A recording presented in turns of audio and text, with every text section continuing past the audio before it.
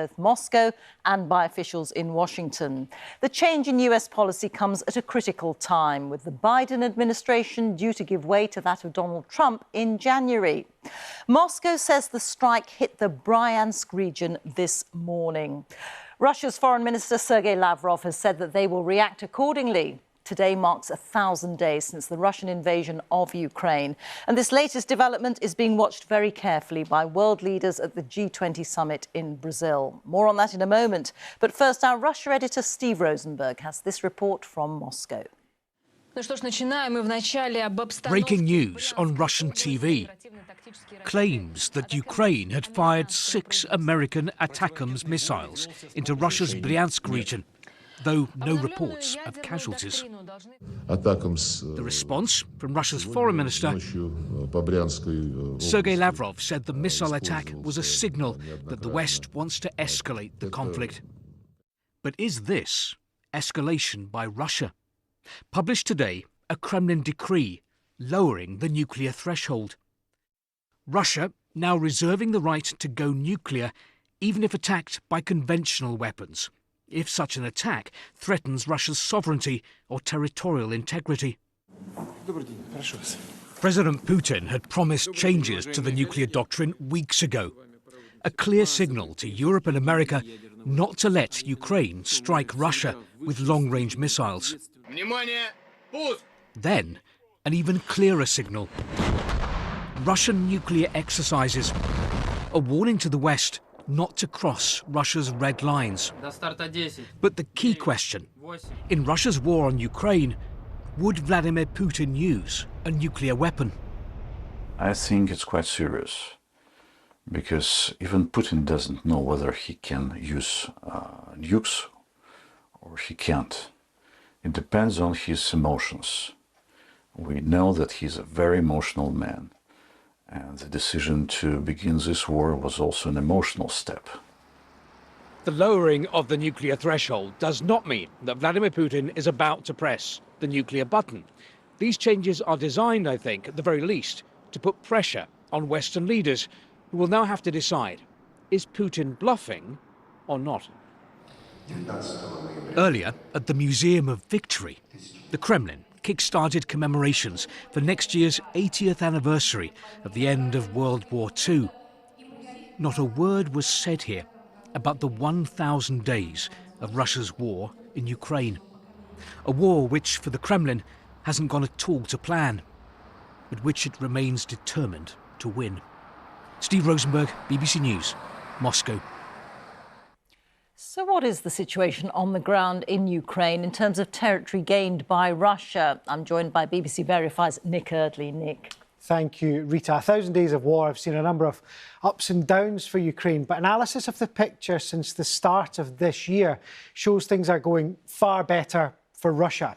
Let me show you the picture for 2024, based on analysis by the Institute for the Study of War. This is the picture in February.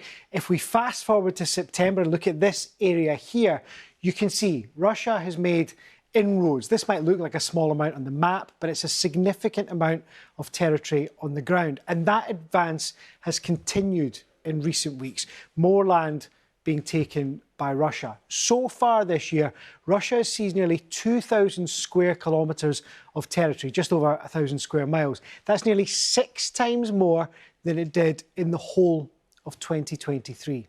Let me show you what all of this means in practice. This is Kurakov in eastern Ukraine. You can see it on the map there. And if we show you this video, we can see the devastation. This is a key town Russia is trying to capture. It's come under heavy bombardment recently as part of the Russian offensive. You can see the damage that that's caused.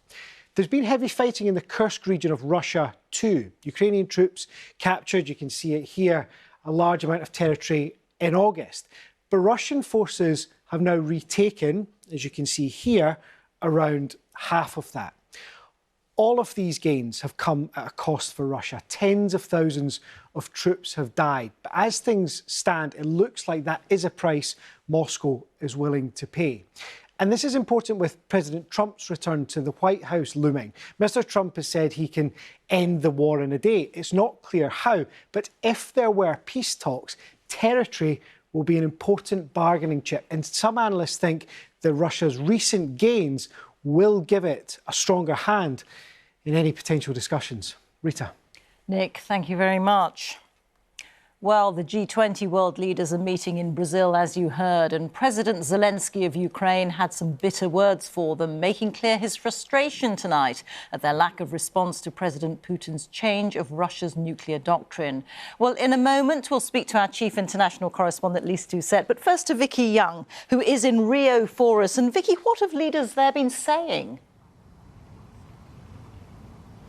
Well, Rita, there's a pretty wide gulf here between the G20 countries in their approach to Ukraine, particularly how critical to be of Russia. So that joint declaration that they put out at the end of these summits, well, the language in that is weaker than the same time last year at the equivalent summit. So you can understand maybe why President Zelensky is pretty frustrated by that.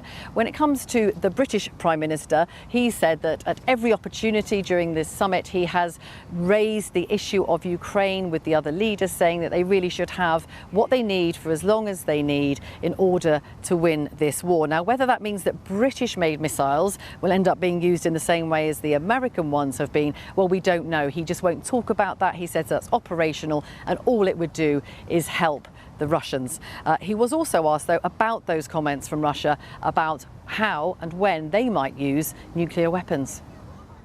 There's irresponsible rhetoric coming from Russia, and that is not going to deter our support for Ukraine.